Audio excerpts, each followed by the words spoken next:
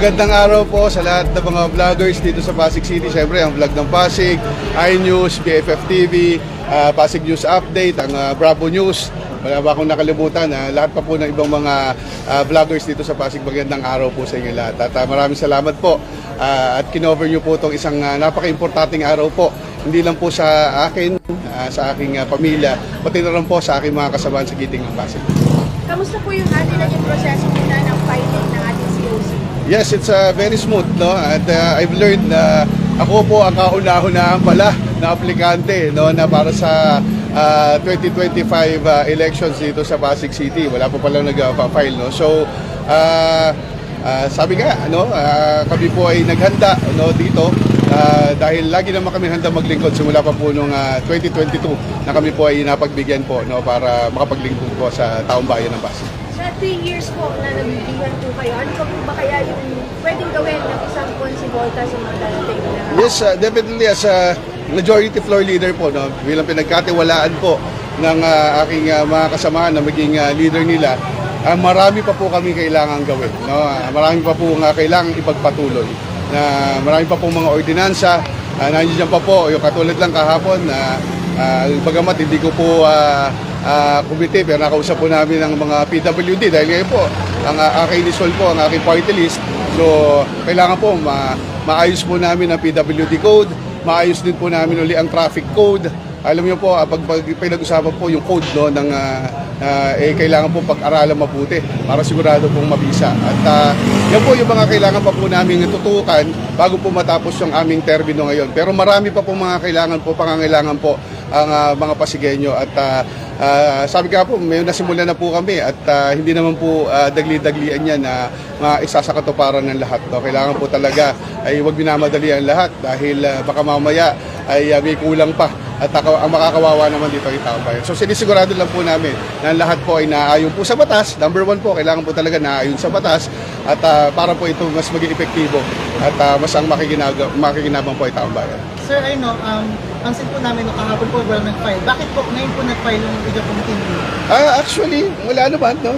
Napag-usapan lang talaga na ngayon lang tong araw na to at kung makikita nyo po, wala pong masyadong, hindi na po, sorry for the word, no, wala pong masyadong drama, wala pong masyadong fanfare. Kasi ang tingin po namin dito, isa pong seryosong usapin, no, ang aming pagpa-file. Kaya kami po, kasama lang po ang aking pamilya, ang aking may bahay. Ayun po, nandito rin po ang aming mga staff din po. Nagkataon rin po, syempre, alam niyo naman po, nakaibigan ko po talaga itong aking mga kasamahang presidente ng iba't ibang toda at nandito po sila para sumuporta. So, wala talaga. Ito lang po. At ang gusto lang po namin talaga simple. Dahil para po malaman ng taong bayan, no, na kahit po sa simpleng pamamaraan, ay simpleng pamamahala, ay malaki po ang mayahambag na kahit sino man pong gusto po maglingkuran. Konsibolta, sino po yung mga magpapail ngayon na team ng Siyempre, yung mga kasama namin dati, no, si Konsel Kiko Rusya, Konsel Eric Gonzales, Konsel Simon Tanto, Konsel Pao Santiago, at siyempre, ang dati rin po namin kasama sa Giting ng Pasig, si Coach Paul Silongan.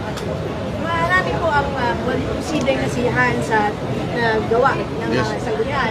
Pero ano po yung mensahe nyo doon naman po sa mga hindi na satisfied? Alam niyo po kasi marami po talagang mga bagay, no, na sinasabi ko nga, dapat po masanay na tayo sa pamahalaan na hindi po oo lang, oo at pangako lang ng pangako na hindi naman magagawa. Ako po nakilala po ako talaga pag oo, pag hindi, hindi. Diretso po ako no. Nagsasabi sa taong bayan, bagamat maaaring meron pong magtampo, pero yan po ang hindi ko po gagawin sa taong bayan na sila po ay paasahin at lokohin sa mga bagay na alam naman natin na meron pong hangganan ng ating batas. Meron po kami po ay iniluklok para po gumawa ng mga batas, mga ordinansa, mga batas pang lokal at kailangan po kami tumalima doon. No? At kaya po sa mga tao po na alam naman natin na meron po silang gusto na alam naman na rin nila, no, talaga hindi naman po maaari dahil po, diba? For example po, shortcut po sa mga permits. Pagkukuha po ng shortcut po. Pero alam nyo po na kami naman, pag nakita namin, kumpletuhin nyo lang po. Napakadali lang po pala ng proseso. No? Maging sa mga tricycle drivers, nandito po doon, nung inabutan ko po, ay nahihirapan sila sa pagkuha ng permit nga po, no? Dahil magpapabalik-balik, pero napagaan po namin ng proseso. Sila po ang makakapagsabi. Dati rin po, kapag nahuhuli ang mga wala naman talagang po perfectong driver. Kapag po nagkaroon ng violation, sabi ng ordinansa, pwedeng bigyan ng 20% discount. Pero nung happy ako, nagulat ako, kailangan pa po ng pirma ng konsehal. Pero nung naging konsehal po ako, tinanggal po natin. Nagtataka nga sila, sabi nila, okay na ka naging konsehal, tsaka mo tinanggal yan, yung kapangyarihan muna magbigay ng discount. Pero ang sabi ng batas, ang sabi ng ay dapat po ibigay ito ng mas madali. Pinasa ko po yung ordinansa. Simula po noong January, wala na pong kailangan na pirma ng kahit sino pong konsehal. Kapag ikaw po ay Pasigueño, ang address mo ay Pasig, automatic po discounted ang lahat ng Pasigueño. Pwede naman po palang gawin. So kahit sa maliit na pamaraan sa transportasyon na pakita po natin, pwede palang tanggalin ang politika. So again, nandito yung mga kasama natin, mga tricycle driver. Meron po tayong isang malaking hamon, no, na hinaharap at sana maipasa na natin. Ay baka sa kauna-unahan po sa buong Pilipinas, ililibre na po natin ang prangkisa sa mga tricycle driver. Bakit po? Ang sabi ng Local Government Code, kaya ibinigay ang kapangyarihan magregula ng lokal na transportasyon sa aming sa lokal na pamahalaan dahil maibigay sa pinakamahihirap. At pag sinabi mo pinakamahihirap, yun yung halos walang pambayad. Kaya minsan, napipilitan yung iba, hindi naman lahat, no? Mga ilan-ilan lang, naniningil ng sobra, hindi sumusunod sa batas ng trapiko dahil gustong maghapit. Pero dito, mailibre natin sila, malaking tulong po yun. No? At mapapakita talaga natin through the truest, no, yung essence ng batas na kung bakit kailangan ibigay sa lokal na pamahalaan. Tulungan natin ang mga driver, bigay natin ng libre. At I'm sure, susunod po sila, tatalima sila, wala na po yung maniningil ng sobra. Ginagawa po natin ito, hindi lang para sa driver, pero para po sa lahat ng mga mananakay din.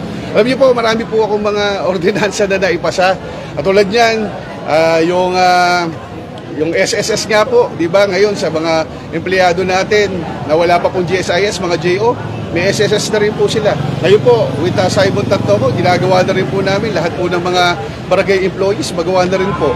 Ang mga driver din po, meron na po silang SSS, meron na rin silang PhilHealth, libre rin po, galing po sa gobyerno. Ngayon po, dahil nasa peace and order din po ako, ngayon po, ang gagawin po natin, sa ni Mayor Vico, dati, sabi ng Local Government Code, 20 tanod lang ang pwedeng mabigyan ng allowance. Ngayon po, dadagdagin na natin, dodoblihin.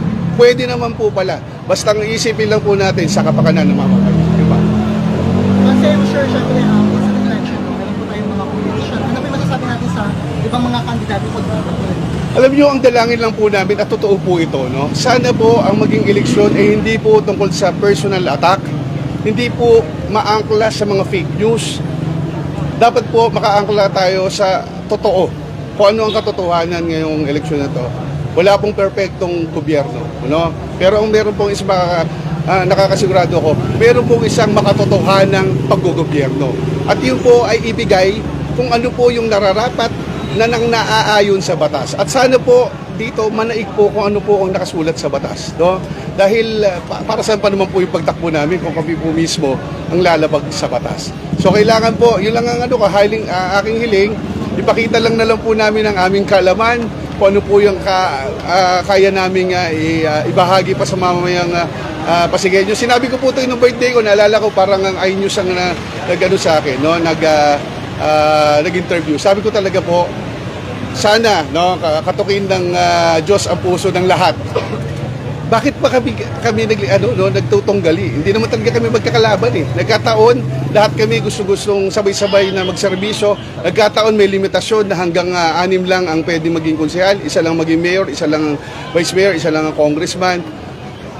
Alam niyo po, hindi po dapat mag-away-away. Kung ang totoo po ay gusto nating magsilbi, wala po dapat siraan. Dahil kung ako po ay sisiraan din ng aking mga tunggali, ako po ay Pasigueño rin. At sigurado ko po, ako po ay butante rin. Tulad po na lahat, masasaktan po kapag wala pong katotohanan lahat. So again, sa mga makakatunggali namin, please, isipin po natin, ito ay isang araw lang talaga po. No? Ako ay lumawak na sa halalan dati, natalo na ako sa eleksyon sa pambarangay, pero pagkatapos, nagpatuloy lang ako bilang bolta at awa ng Diyos, nilagay pa po ako dito.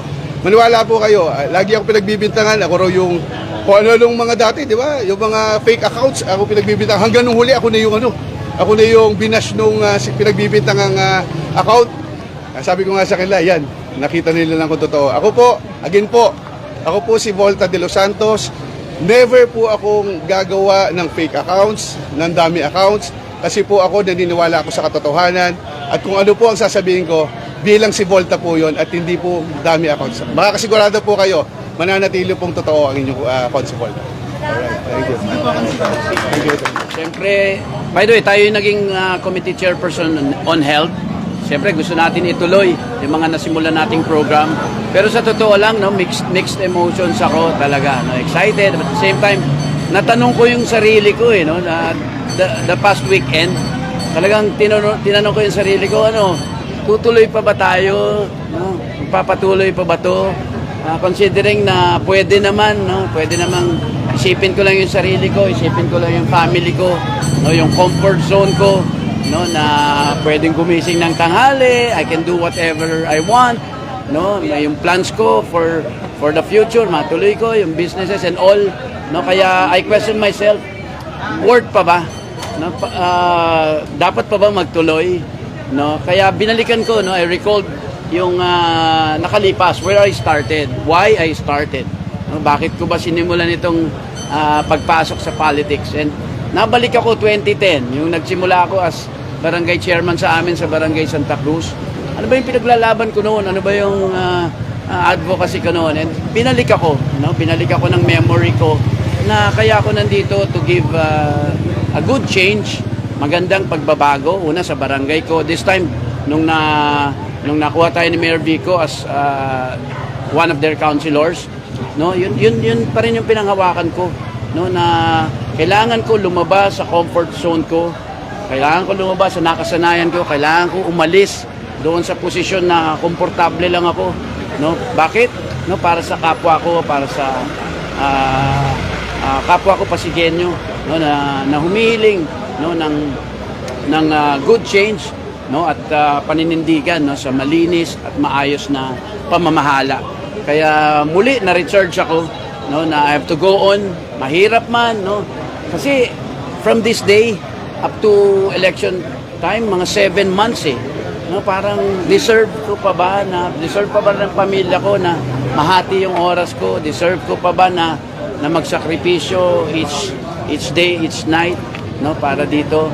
Pero yun yung sagot from the Lord, no, kailangan pa, no, may commitment ako unang-una sa Panginoon, no, na magamit niya as a channel ng blessing niya, no, and binigyan ako ng time, talent and treasure, no, hindi lang para sa sarili ko, hindi lang para sa immediate family ko, pero sa mas bigger family ko. Yun yung kapwa ko, yun yung kapwa ko Pasigueño, at lahat ng tao siguro, no, na pinagkaloob sa akin ng Panginoon.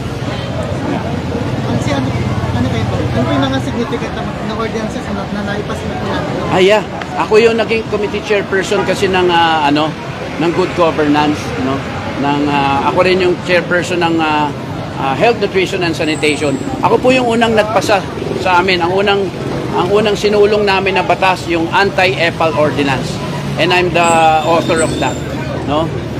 Gusto natin talaga, no, na ihayag, no, sa lahat, no, na kung ano man yung pinupondohan natin, ginagastos natin dito bilang politician, bilang mga worker ng gobyerno, sa gobyerno yun, wag natin akuin yun, no. Kaya yung anti-EPAL ordinance, sinasabi niya talaga, maliwanag sa sinasabi niya na wag mo gamitin in favor of you, in favor of your name.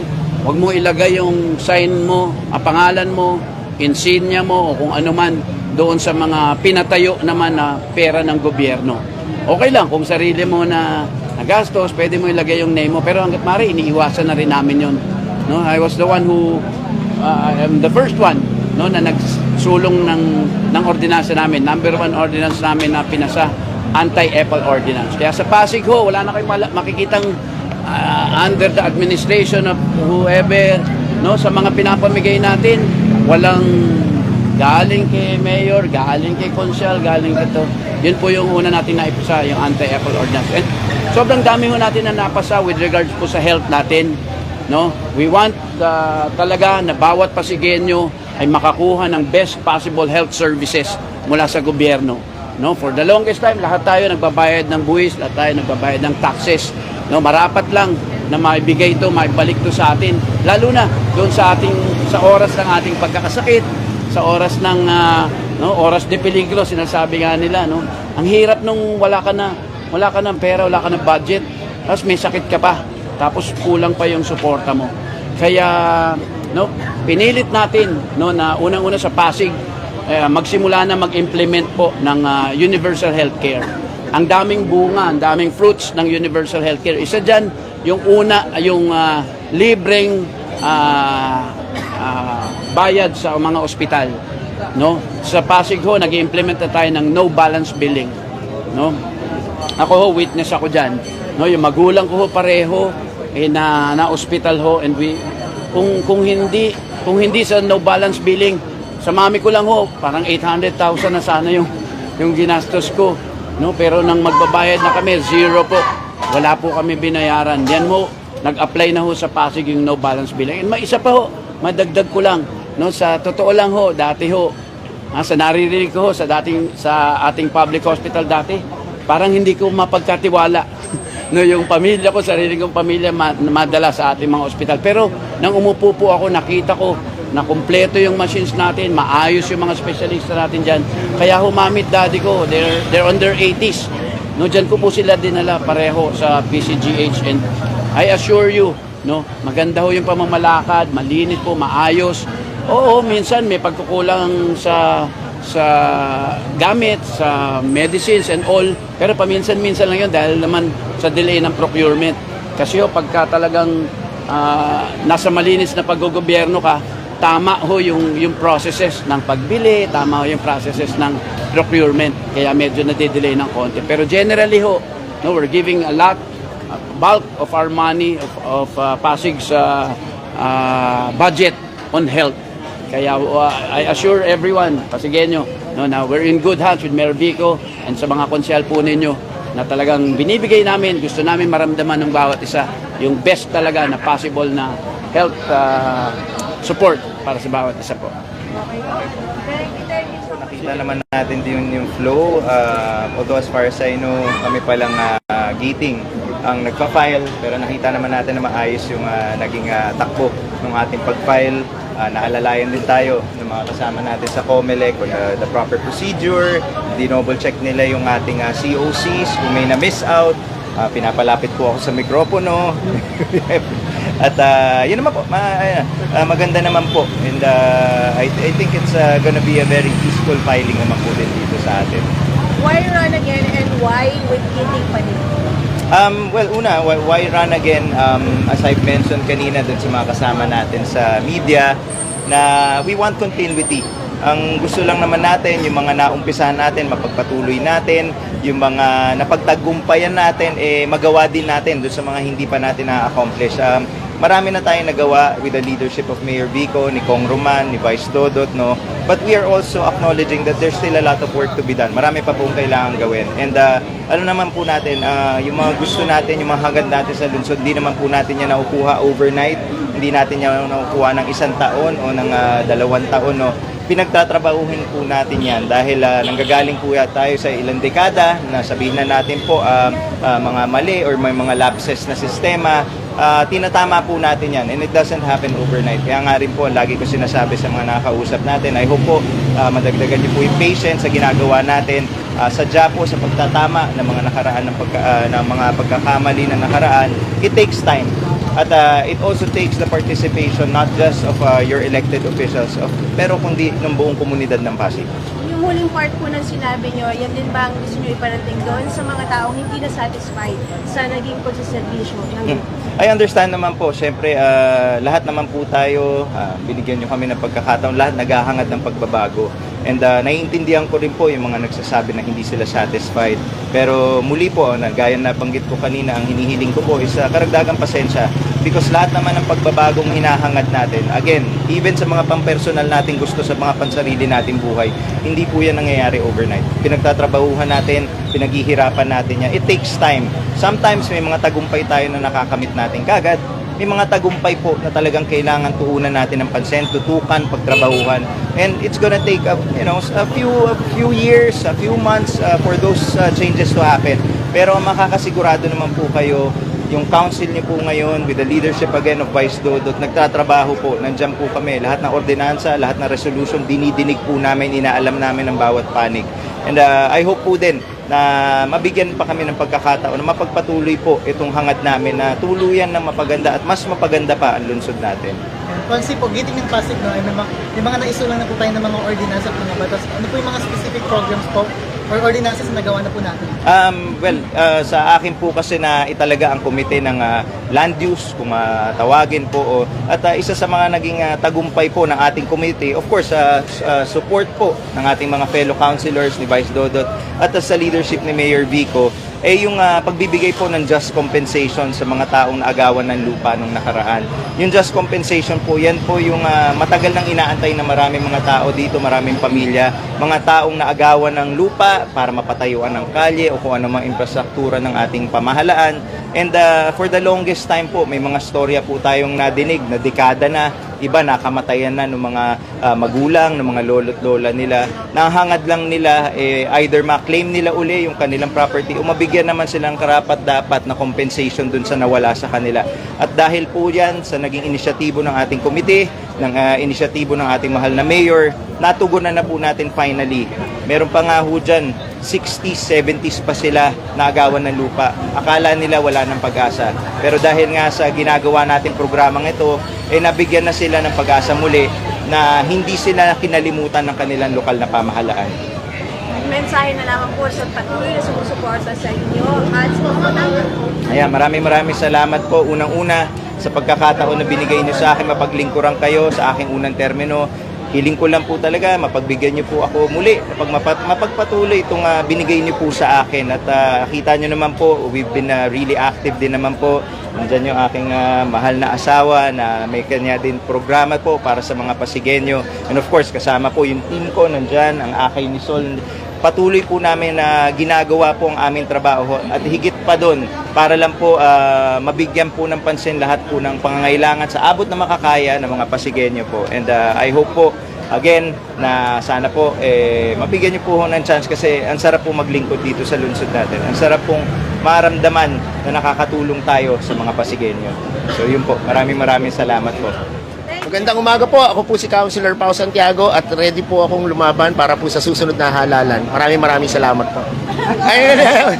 Hindi pa ba yun? Kamusta po yung naging filing? Masaya naman. Masaya ako. Kasama ko yung asawa ko at yung nanay ko. Pati yung dalawang staff namin. Well, actually tatlo sila. Masaya po ako dahil nandito sila. At well, sa totoo lang yung katibayan ng dibdib ko, yung political will, ay mababaliwala kung yung support system ko ay hindi rin maayos. Pero dahil po matatag, tayo po ay handa pa hong sumabak at sana kaya po tayo rin excited at masaya, sana po matuloy ko po ang mga programa ng mga para po sa senior citizen, sa kooperatiba at lalo-lalo na po sa mga livelihood po ng ating kapwa Pasigueño. Sa pag-ibigay po yung mga nabitin pang program o mga gusto pang gawin, ano po ba yung nagawa ni Consi Pao for the senior citizen this past? Okay, mga nagawa po natin nung tayo po ay nanungkulan, sinigurado po natin na natutuloy at natutupad yung senior code natin. Madalas marami pong tanong yung mga senior citizens, okay lang po yun. Handa po tayong magpaliwanag, handa naman po tayong magpaalala kung ano-ano po yung mga nandito, like yung benefits po nila, yung local senior pension. Bukod po yung national pension na natatanggap po nila sa DSWD, meron po tayo dito nun. Actually po, 23,000 na po ang beneficiaries natin ng mga senior citizen na local senior pension na nakakatanggap po 65 years old and above. At sana po mapagpatuloy po natin, ngayon po pinag-aaralan po natin paano po ito may expand pa. Kung ano po yung expansion, abangan niyo po yan. Hindi lang po yun, pati po yung octogenarians sa sinulat ni Councilor Simon Tantoco. Yung mga 80, 85, 90, 95, 100 ay may matatanggap po na incentives. Ngayon po, hindi po siya retroactive, magsisimula po ito next year. Kunyari po, ito na lang, i-take ko na ho yung opportunity. 79 years old po kayo ngayong 2024. Pagdating sa 2025, 80 years old kayo, yan. Ang OSCA po, dyan po kayo pumunta para ho magsabi na kayo po ay beneficiaryo na ng octogenarians natin. Yun na rin no, same as follows, no? Ngayon po, yun po yung mga nakaatado natin at may mga susunod pa po tayo sanang programa. Pero sa ngayon po, yun po ang nagawa natin at na-assemble din po natin ang mga senior citizen representatives sa bawat barangay. Ngayon po, maraming nagtatanong, bakit kailangan may senior citizen representative? Konsipaw, para saan ba yon? Kung malalaman nyo po, sa bawat barangay ay may mga kanya-kanyang asosasyon, no? At sa kanya-kanyang asosasyon, may mga presidente. Hindi lang po yon. Meron po silang execom. So, ilan po yung execom? Minsan po, may ibang barangay 11, may ibang barangay 15. Ngayon, ang senior citizen representative po natin na ginawa natin ngayong taon na to, ay patungkol lang po sa iisang representante sa bawat barangay. Opo, isa lang po. Bakit po ganon? Katulad po ng Manggahan, sa bawat isang lugar sa Manggahan, meron po sa Napico, meron sa Green Park, meron sa Proper, 3 na agad. Sa 3 na po na yon, may mga kausap pa na iba't ibang senior citizen. Well as, ang ginawa po natin ngayon, sa Manggahan, isa na lang po ang kausap natin na senior citizen. Siya rin ang nag-iisang boses ng lahat ng mga asosasyon sa kanilang barangay. So ngayon po, mas nasi-streamline natin. At sa totoo lang po, mas na-unite po ngayon ang senior citizen. Mas aktibo po. Pagdating po sa benepisyo, pag nagbababa po tayo, isa na lang ang kausap natin. Tinatanggal na po natin ang pamumulitika para po ngayon ang benepisyo po ay tuloy-tuloy po nilang makuha. So yun lamang po yung ginagawa natin ngayong taon na ito. So, message na lamang po sa patuloy na mga nagtitiwala kay Consipaw at sa mga matali na rin po natin sa Pasig. Maraming salamat Don Luan. Pinaalala nyo sa akin yung mga nagtitiwala sa ating Pasigueño. Sa mga nagtiwala sa ating Pasigueño, itong nakalipas na term natin, kasama po ng pamilya ko, ako po'y lubos na nagpapasalamat. Bali wala po kasi yung nagagawa akong programa kung hindi rin po ito natutupad. At hindi po ito matutupad kung hindi nyo po pinaniniwalaan na ito po ay gumagana.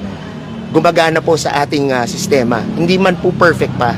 Pero sana po mapagpatuloy ko po ang progreso, lalong-lalo na po yung tamang pag-aalaga sa senior citizen. Ang balak po natin, hindi po sila gamitin sa pamumulitika. Bagkus, gamitin po sila para po sila ay maging aktibo pa. Dahil po dito, sa ating lungsod ng Pasig, ang senior citizen ay hindi uugod-ugod kung hindi kalugod-lugod. So sa mga nagtitiwala po sa atin at magtitiwala pa po, maraming salamat sa inyo. Sana po mapagbigyan pa po tayo sa susunod pa po na termino. Muli po sa mga kapwa ko Pasigueño, sa mga nagtiwala po sa pamilya Santiago, magmula po sa tatay ko, sa kapatid ko, sa nanay ko, at saka ngayon po ay sa akin. Maraming salamat po sa inyo. Thank you very much. Mahaba-haba pa po yung tatakbuhin po ng pag-file po natin. No? And ano po yung masasabi po natin sa iba pong kapwa natin na aspirant po na handa na gusto na mag-servisyo sa Pasig? Sa mga handa rin na mag-serve din sa ating lungsod ng Pasig, sana pare-parehas tayo ng kagustuhan, no? Yun lang ay public service. At hindi lang public service, sana pare-parehas tayo na servant leaders. Ano ibig sabihin pag servant leaders? Ang importante sila, hindi tayo. Ang credit na pupunta sa tao. Kung magpasalamat sila sa atin, ay yun lang. Okay na yun, sapat na yun. Kung wala tayong makuha, okay lang din yun. Ang importante, nagawa natin yung purpose natin dito sa lungsod. Ano yun? Magsilbi sa taong bayan. At magsilbi ng maayos na wala tayong hinihinging kapalit doon. Kung hindi, mapagsilbihan natin sila ng tama. Ngayon, ganun din sa panunungkulan natin.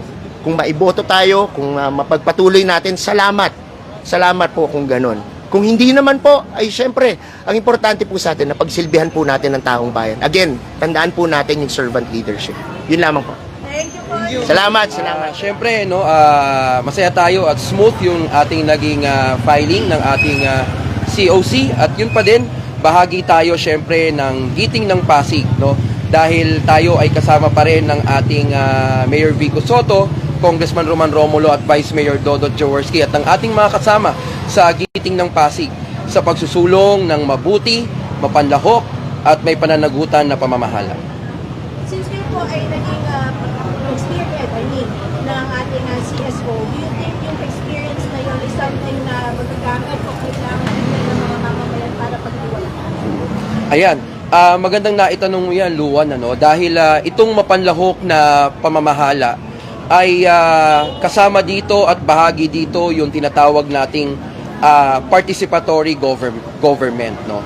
At ang sa huli ang nais natin dito ay magkaroon ng isang pamahalaan na akma, responsibo yung kanyang mga programa at mga proyekto para sa mga mamamayan.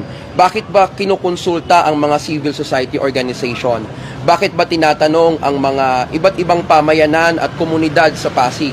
Hindi lamang para ipakita na ang Pasig ay bukas sa konsultasyon, kundi yung mga pagbababa ng mga service delivery o ng mga public goods and services tulad ng programa para sa senior citizen, programa para sa person with disability, programa para sa kabataan, ay magkaroon ng responsive o maging responsive o maging akma, no, sa pangangailangan talaga ng ng mamamayan. At yan yung ating tinitindigan ngayon, no, yung pagsusulong ng mapanlahok or participatory government sa ating lungsod. Mapalawak pa ito at mabigyan pa ito ng mas maganda at matibay na sistema.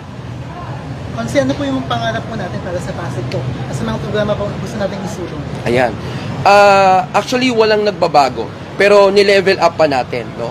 Nilevel up natin kasi kung maaalala po ninyo, noong 2022, ang pangako po natin ay mapalakas ang civil society organization. Pero bagamat tayo ay hindi pinalad noong 2022, hindi natin iniwan itong pangarap na ito. Bagkus tinupad natin.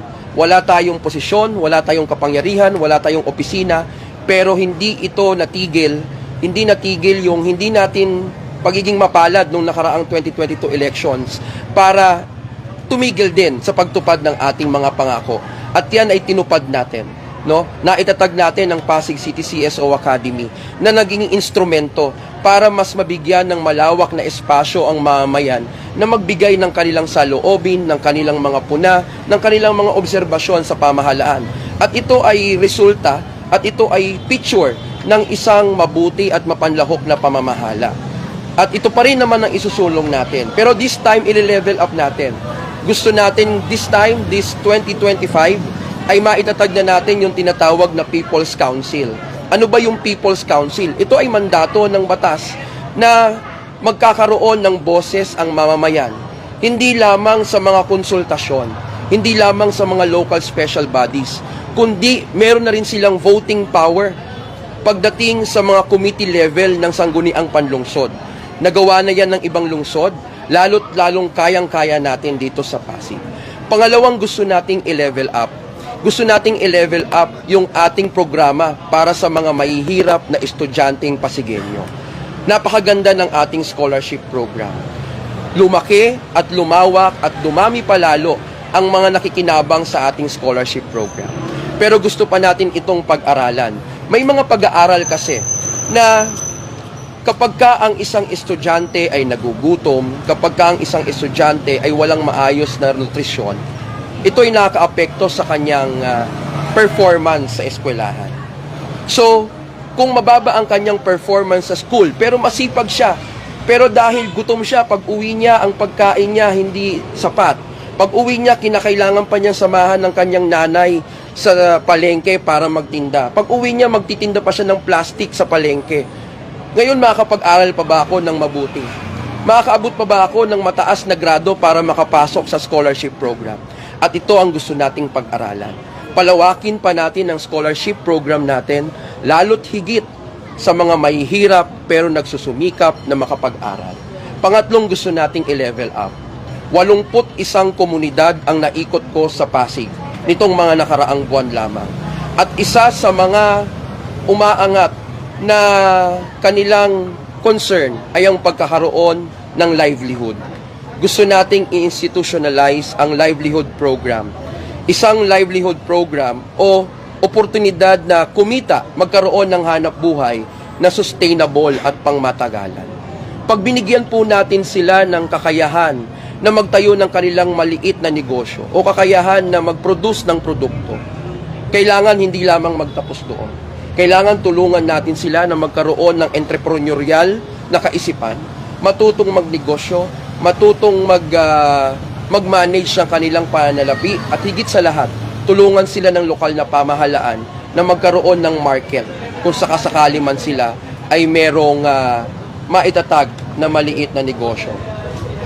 Sa kabuuhan, dito lamang siguro ikakahon yung ating lahat ng ating plataforma. Gusto pa nating i-level up ang dignidad ng bawat Pasigueño. At yan yung ating titindigan, no, dito sa 2025 elections. Maraming salamat. Thank you so much. Thank you so much. Ano lang, standard process lang talaga para at least matapos na lang din. Bakit po muling tatakbo si Consul Simon? Ano po yung reason at gusto niyo pa rin talagang ituloy sa second term?